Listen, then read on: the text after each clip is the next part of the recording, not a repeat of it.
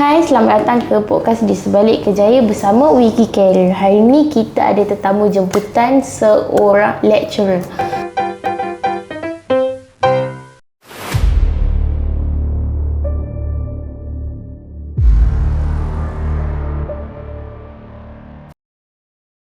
So, boleh perkenalkan diri lah. So, saya Muhammad Arif, berasal daripada Kuala Lumpur. Sekarang bekerja di First City University sebagai seorang pensyarah Masscom. Lepas SPM, sejujurnya lepas SPM saya pun tak tahu nak jadi apa. Perjalanan saya dulu mula-mula, saya cerita sedikit. Masa saya PT3 saya tak tahu nak ambil apa. Sebab PT3, zaman saya PT3 saya, mak saya meninggal. So saya tak tahu nak sambung apa lepas tu. Memang orang kata nakal lah. You know, pengawasan ibu bapa tak ada. Ayah saya kerja, kakak pun kerja. So saya tak tahu nak buat apa. So lebih kurang dalam form 5 macam tu, saya macam fikir tiba-tiba nak jadi lawyer kot. So memang belajar betul-betul. After SPM saya sambung foundation in law dekat UiTM. Lepas tu saya rasa law bukan untuk saya. Saya dah sambung foundation in law dekat UiTM Dengkil. Kemudian saya rasa macam susah ni, tak boleh nak hafal ni. So saya rasa ambil keputusan. Saya dapat 2 panggilan interview untuk kemasukan degree. Satu law, satu lagi UiTM. Satu lagi Masscom UiTM. Dua-dua di UiTM, law dan juga Masscom. Saya bagi tahu ayah saya pergi dua-dua, tapi saya pergi Masscom je. Saya jujur betul. Lepas tu alhamdulillah, mungkin rezeki saya dapat sambung degree dengan UiTM dekat UiTM Alor Gajah, jurusan perhubungan awam, or we know as public relation, dekat UiTM Melaka, Cawangan Alor Gajah. Selepas tu saya masa degree tu terasa macam nak sambung, rasanya nak jadi pegawai takbir diplomat. Cita-cita tinggi. Lepas tu rasa macam susahnya lah. Saya clueless again. I was clueless. Saya tak tahu saya nak buat apa. Selepas saya habis degree, saya kerja kedai kopi je. Saya kerja kedai kopi, jadi barista.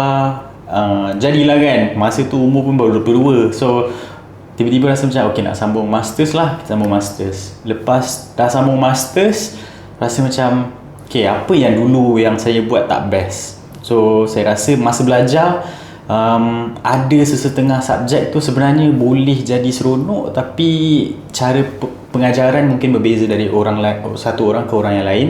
Jadi saya rasa macam saya nak make education fun dan enjoyable untuk semua orang. Jadi dari saya, selepas saya habis degree tu lah, baru tercetusnya rasa macam saya nak make education fun dan jadi seorang lecturer lah.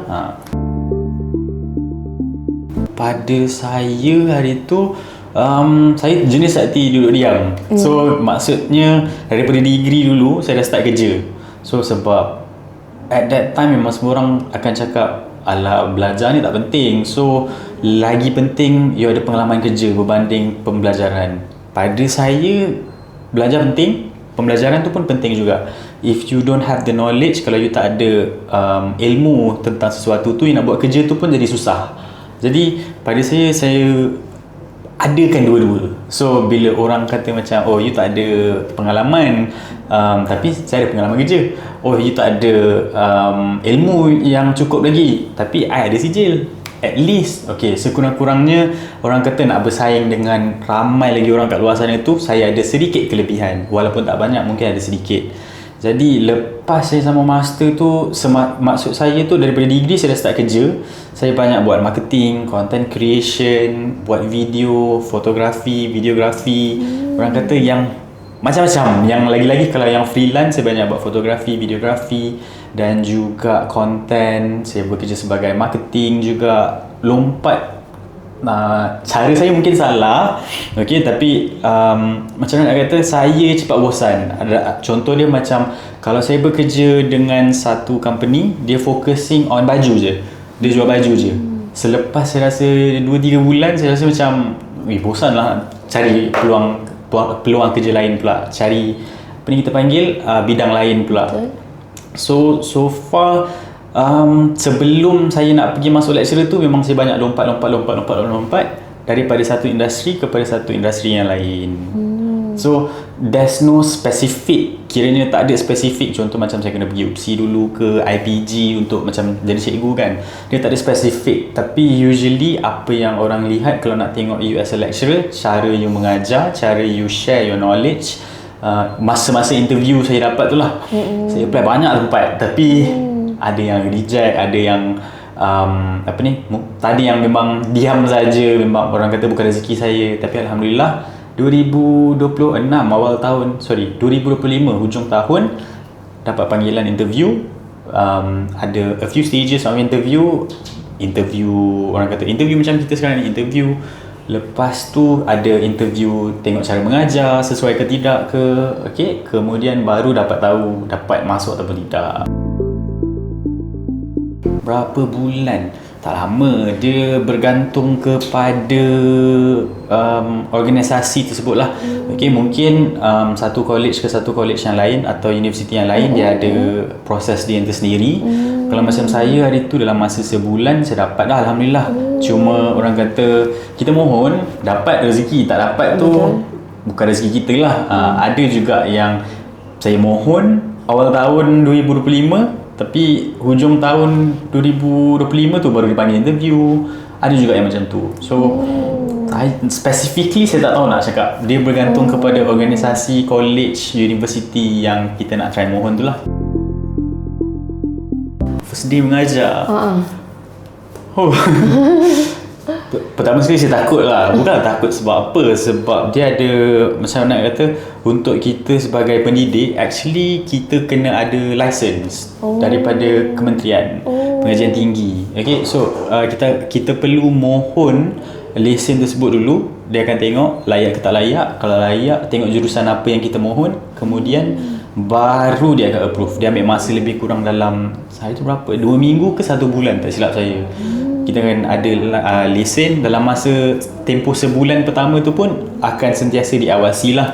Maksudnya akan ada senior lecturer ataupun sesiapa yang lebih tinggi daripada kita akan sentiasa check dengan kita, cara pengajaran kita, cara kita berinteraksi dengan student pun, cara kita bagi cara kita bagi assignment, dan juga macam final exam. Saya ingatkan biasa orang lain yang buat kan, rupanya kita kena buat sendiri. Kita kena cipta soalan, assignment kita kena cipta, marking kita kena buat. Itu antara je tau. Betul, sesuai ke tak sesuai. Kiranya adakah yang ni patut ada dalam silibus tahun pertama ataupun patut ada dalam silibus tahun hujung-hujung. Yang susah-susah biasa kita bagi yang towards the end of the semester lah. Maksudnya towards the end of the pembelajaran lah. Maksudnya SEM 1 sampai SEM 5. SEM 5 ni agak berat berbanding daripada SEM 1. Okay. Ini yang saya terkejut lah. Mungkin sebab saya berasal daripada saya lepasan UiTM.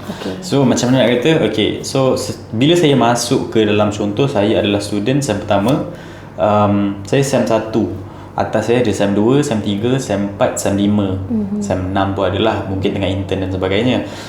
Jadi setiap kali naik semester dia akan ada satu batch, betul tak? Tapi bila you masuk dekat IPTS, dia tak semestinya. Maksud saya adalah, saya SEM 1, SEM depan saya naik SEM 2. SEM 1 tak ada. Dia kiranya macam dia bukan silih berganti macam mana every year kan. So dia kadang-kadang akan ada, kadang-kadang lah macam sekarang apa yang saya hadapi adalah satu intake tu seorang je yang masuk. So kita tengok juga apa, contoh ni kalau dia degree, kita tengok lepasan dia sebelum ni apa, ada yang kita boleh transfer kredit tak. Kalau dia boleh transfer kredit, dia akan lompat pergi SEM 2, SEM 3. Kalau tak boleh, dia kena masuk SEM 1 balik. So dia akan ada macam, bukan pening atau confusing, tapi untuk orang yang tak biasa dia akan rasa macam kenapa lompong dekat situ. Dia akan rasa pelik sikit. So pada saya itu normal, tapi pada awalnya akan rasa sedikit macam pelik. Kenapa tak ada SEM ni? Sebab kita swasta. So kita, kalau memang student tak ada, so tak adalah student. Kalau macam saya sekarang, SEM 1 saya hari tu adalah masa saya mengajar Januari sampai April. Januari sampai April. Lepas tu sekarang semester 2 Mei sampai Ogos. Dia akan ada short sem pula. Lepas tu dia akan long sem balik. Dia akan ada break sikit. So dalam 1 year UiTM hanya ada 2 semester. Lebih kurang dalam 2 semester. Tapi kalau untuk macam yang saya hadapi sekarang, in 1 year dalam 1 tahun ada 3 semester. Yes, ada short sem. Dia mungkin differ berlainan mengikut course. Tapi macam saya Masscom, dulu saya Masscom dekat UiTM pun 1 tahun saya ada 2 semester saja. Tapi semasa saya mengajar pula sekarang ni, 1 tahun tu ada 3 semester. Pada saya sedikit pelik lah sebab tak biasa. Orang lain yang dah biasa mungkin dia rasa normal lah. First thing, perkenalkan diri dulu lah. Lagi satu sebab saya macam mana nak kata, okay, usually kalau saya comparekan masa saya belajar dengan saya mengajar, masa saya belajar saya rasa bosan sebab saya minta maaf kalau lecturer saya tengok. Masa saya belajar saya rasa bosan sebab usually lecturer selalu akan cerita dia punya achievement, dia dah belajar sampai mana, dia dah naik pangkat dan sebagainya. Saya minta maaf tapi tu orang kata sembang orang-orang tua.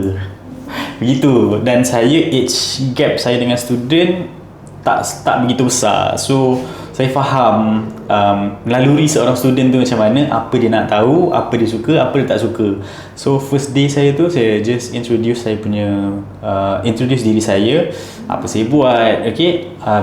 Adalah selit-selit sikit. So first day saya hari tu saya introduce diri saya, kemudian saya tanya apa yang diorang minat, apa yang student saya minat. Kalau dia minat, contoh dia minat sukan, kita tengoklah apa yang saya boleh implementkan dalam dia punya projek. Okay, kiranya apa yang student ni minat, saya akan cuba jadikan dia sebuah assignment supaya assignment dia tak bosan.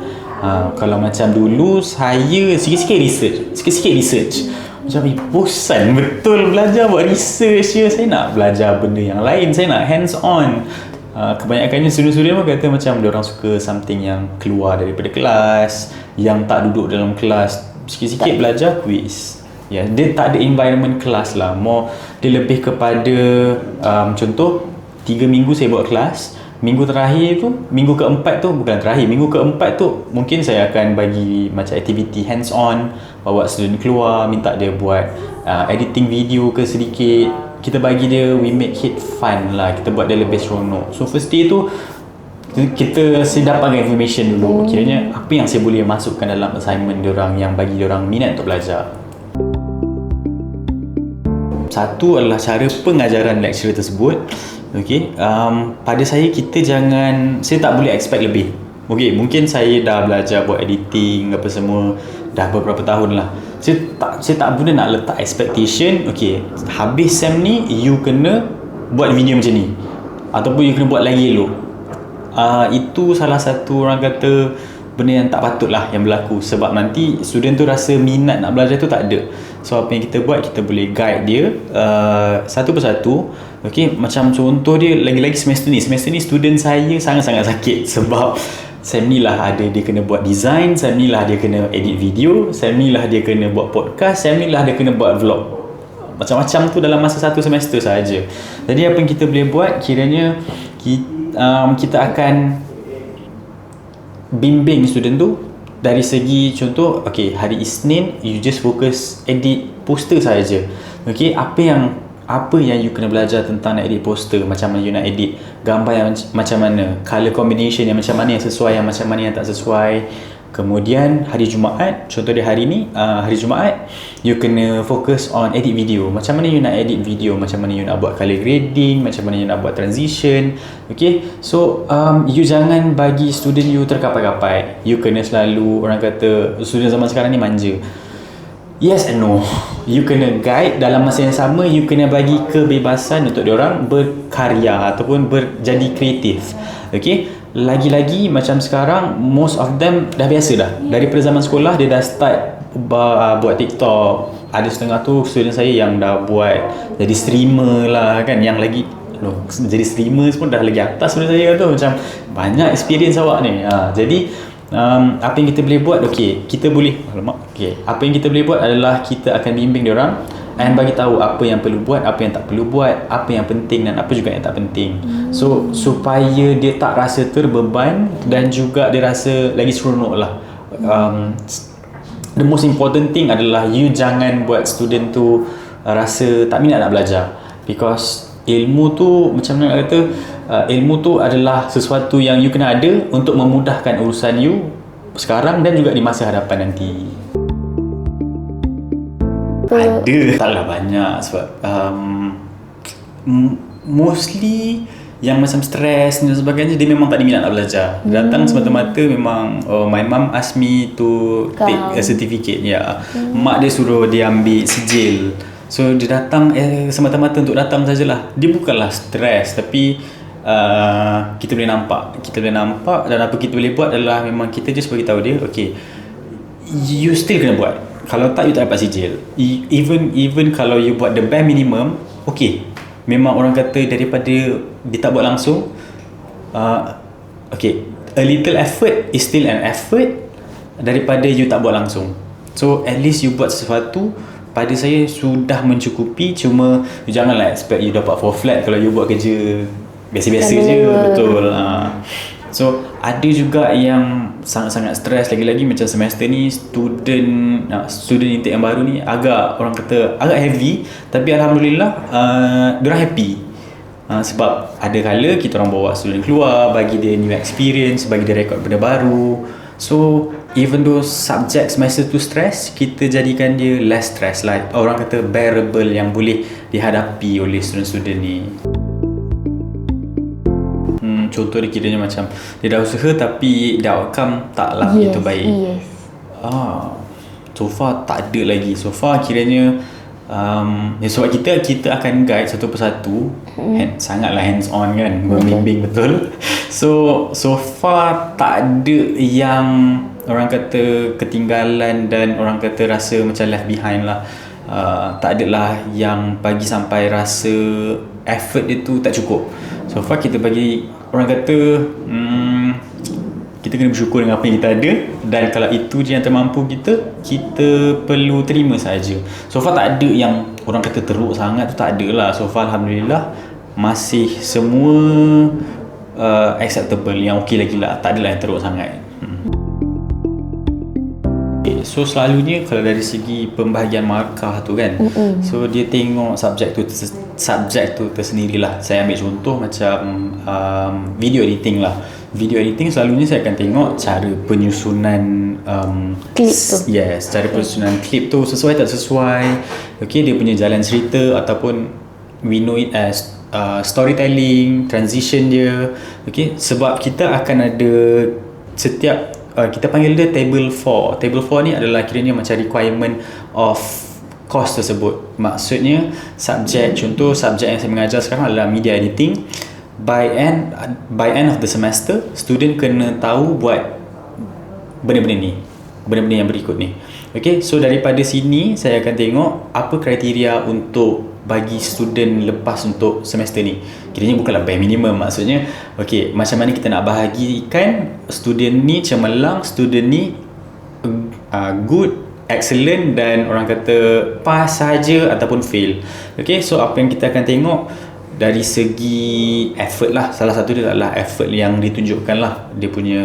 Dia letak effort yang betul-betul bersungguh-sungguh ataupun hanya sekadar asal buat, asal boleh. Asbol lah kita panggil. Asal boleh je pun ada juga. Okay, tapi saya asalkan kalau kita ambil contoh video editing tadi, cara penyusunan klip, cara dia buat storytelling dia, cara dia buat editing, okay, cara dia buat color grading, itu semua antara faktor-faktor yang mempengaruhi markah tu lah. Selain daripada itu, kalau subjek yang macam lebih kepada itu hands on kan, subjek yang lebih kepada memang based on book lah, memang pasal buku. Saya ajar translation, so yang itu kita tengok dari segi gaya bahasa dia, macam mana dia menggunakan, apakah teori-teori yang digunakan. So dia memang kiranya lecturer tak boleh suka hati bagi markah. So maksudnya kita pun as a pensyarah pun nak kena ikut dia punya guideline, okay, supaya kalau student tu, sebagai contoh lah, kalau supaya student tu, saya rasa saya jawab dah betul, kenapa saya salah.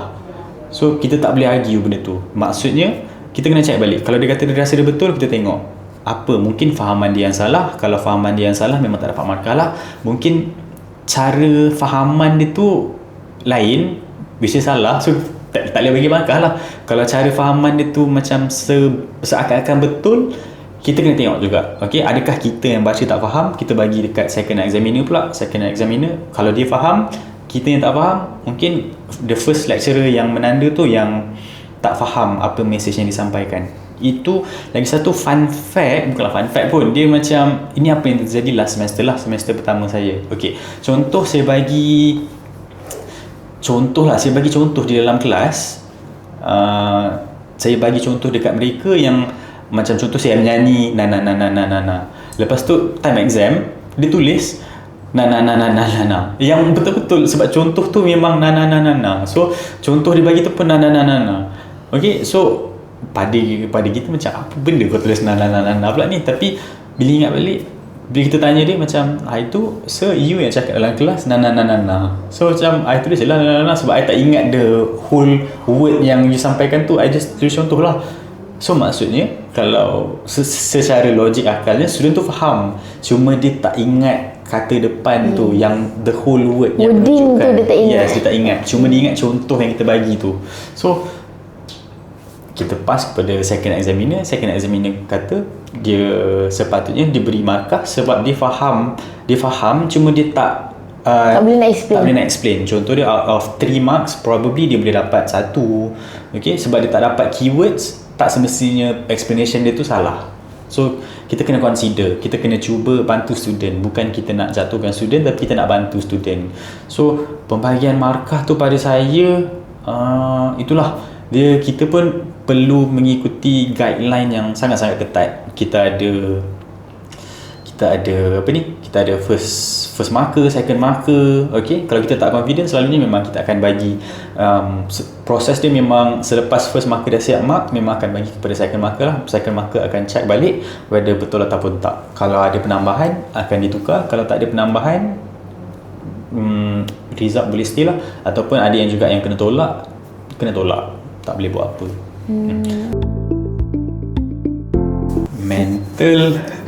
Mental kena kreatif. Jangan orang kata kalau sama Masscom ni, you jangan bosan. Orang kata you kena ada berseni sikit lah. Macam saya tak suka seni. Maksud saya tak suka seni tu macam artistik, you nak buat estetik ke apa ke. Saya bukan ke arah itu. Saya lebih kepada macam technical, lebih kepada macam kamera, lebih kepada setup dalam live session dan sebagainya. Saya minat saya lebih kepada itu. Kiranya tak semestinya awak kena ada minat yang sama macam saya baru boleh sama Masscom. Tak, awak kena ada minat untuk menimba ilmu. Okey. Apa persediaan awal tu mental lah. Mental tu is always everything. Selalunya memang start dengan diri kita sendiri. Kalau kita rasa kita nak belajar, kita akan usaha. Kalau kita rasa memang tak nak belajar, memang orang kata mati-mati tak nak belajar, you carilah sesuatu yang you boleh buat untuk orang kata masa depan sendiri. Okay, kalau memang you rasa, pada saya macam ni, kalau kita tak ada sijil, kita perlu ada experience kerja. Tapi kalau kita ada dua-dua, kita dah membantu diri kita untuk stand out ataupun nampak lebih menyelah daripada kandidat-kandidat yang lain. Okay, belajar ada juga yang reti belajar, tapi bila when it comes to kita minta dia buat kerja hands on dan sebagainya, dia kurang sikit sebab dia memang ikut 100% by the book, memang ikut 100% daripada buku sahaja. So ada juga yang macam tu. Jadi orang kata you kena ada sweet spot di mana dia balance lah. You ada ilmu, pengetahuan, you ada adab, itu yang paling penting juga. Dan juga lagi satu, you ada skill kerja yang boleh buat kerja tersebut lah. Persediaan awal untuk student-student kalau nak sama Masscom, you kena kreatif, you kena selalu berfikir di luar kotak. Maksudnya, contoh dia, kalau requirement untuk you pass subjek tu, you kena edit video. Okay, edit video bukanlah edit video semata-mata you just masukkan klip 1, klip 2, klip 3, susun. Okay, masuk lagu, ikut beat sikit-sikit, habis.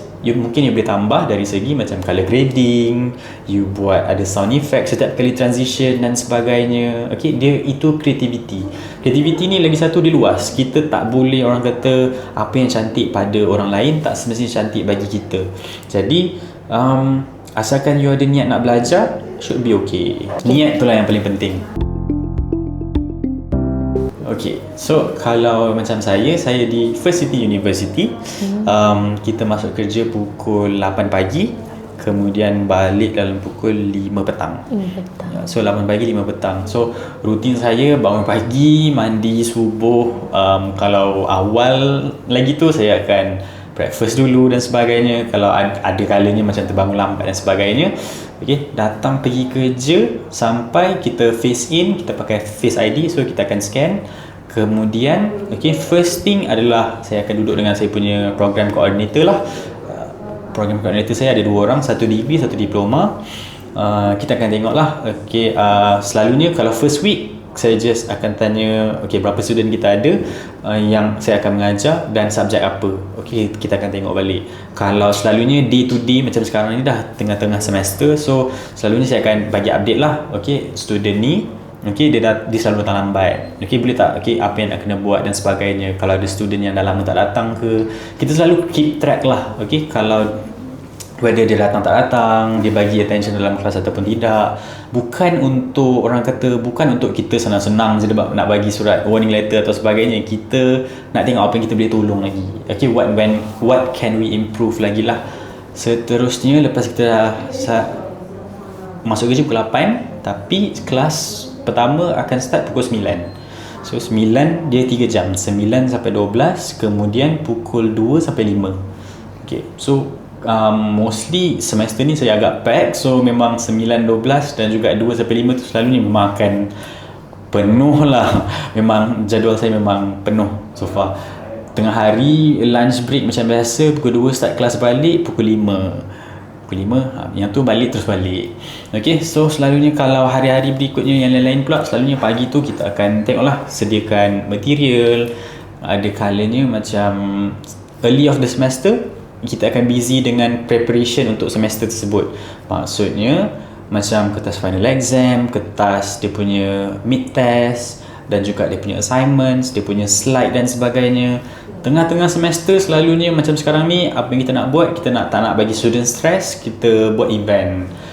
Contoh dia boleh jadi event dalaman sahaja, apa yang berlaku dalam fakulti sahaja. Kadang-kadang kalau kita ada beri peluang ada macam collaboration dengan company-company dekat luar, kita akan cuba ambil dan juga bawa student keluar. At least dia semasa dia belajar tu dia tak rasa memang belajar je ke, dia ada experience hands on. Dia dapat juga pergi kepada company-company yang orang kata nanti dia nak internship, dia boleh cari, dia boleh survey masa tu juga. Jadi itu adalah orang kata rutin sebagai seorang pensyarah untuk saya lah, saya sendiri. Mungkin orang lain ada lain sikit. Pukul 5 balik. Kadang-kadang kalau sempat saya akan cari, again saya tak boleh duduk diam, jadi saya balik tu mesti ada benda nak kena buat. Saya akan buat part time lah. Saya pergi buat hantar makanan, saya pergi buat banyak part time lain. Content creation sebagai freelance pun saya buat juga. Ataupun saya akan cuba tengok ada student yang mana, sebab student saya rajin ajak lepak. Bukan rajin belajar, rajin ajak lepak. Rajin belajar pun dia juga. Jadi sometimes boleh tak petang ni kita pergi main pickleball ke habis kelas. Jomlah habis office hour we are free to do. So kita akan bawa student main pickleball, main badminton, supaya bonding. Yes, bonding tu ada dan juga dia pun tak bosan nak belajar. Kalau tak, dia lagi satu bonding tu penting supaya ni, tapi you must have your kiranya boundaries juga lah. you kena ada boundaries juga. Macam saya letak boundary saya, after 10 PM you jangan text. It's saya punya masa dengan saya punya isteri, saya punya kucing, saya punya suka hati saya nak buat apa. Saya pun main game juga lagi. So 10 ke atas tu saya nak main game. Saya cakap dengan student saya, kalau you nak main game jom, kalau you tak nak main game, you nak kacau tanya assignment ke apa ke, kalau urgent you boleh, tapi I tak akan reply lah. Mungkin pada ketika itu saya akan reply at least pagi esok yang selepas saya bangun. Kalau memang urgent sangat-sangat tu, saya cakap kalau urgent kita call terus. Okay, mungkin kadang-kadang orang kata kau siapa kan, kau just lecturer je, kenapa sudah nak call kau tengah-tengah malam. Mungkin dia emergency, contoh dia keluar dengan kawan-kawan dia, tiba-tiba accident dan sebagainya, call family members tak dapat dihubungi, tapi dia call saya, kebetulan saya tak tidur lagi, saya angkat. So ada juga yang pernah berlaku juga macam tu. Tapi itulah apa yang kita boleh tolong, kita tolong. Again, with boundaries lah. Kita jangan orang kata overstep the boundaries lah. Respect tu mesti kena ada. Walaupun umur saya dengan umur student tu taklah begitu jauh, kadang-kadang tu ada student saya yang lebih atas lagi daripada saya pun, saya treat them with respect. Kiranya saya takkan, bila kita dapat student yang lebih tua daripada umur kita sendiri, selalunya dia orang tak suka macam diperkecilkan, macam nak kata, ya aku lebih tua daripada kau, aku makan garam dulu sebelum kau, takkan kau nak ajar aku macam ni kot, kau asal apa je. Tapi saya diberi orang kata peluang untuk belajar ketika di usia muda, tapi dia sekarang ni baru mampu nak belajar dan sebagainya. Okey, baru ada rasa niat nak sambung belajar. Okey, kita jangan perkecilkan effort dia. Umur bukanlah orang kata height you tak boleh belajar dah. Itu bukanlah orang kata you boleh jadikan dia sebagai alasan lah. Pada saya umur berapa pun, as long as niat you ada, usaha you ada, boleh insyaAllah, tak ada masalah pun. Betul. Nak cari kerja guna Wikicareer. Nak cari kerja guna Wikicareer. Nak kerja wikicareer.com.my.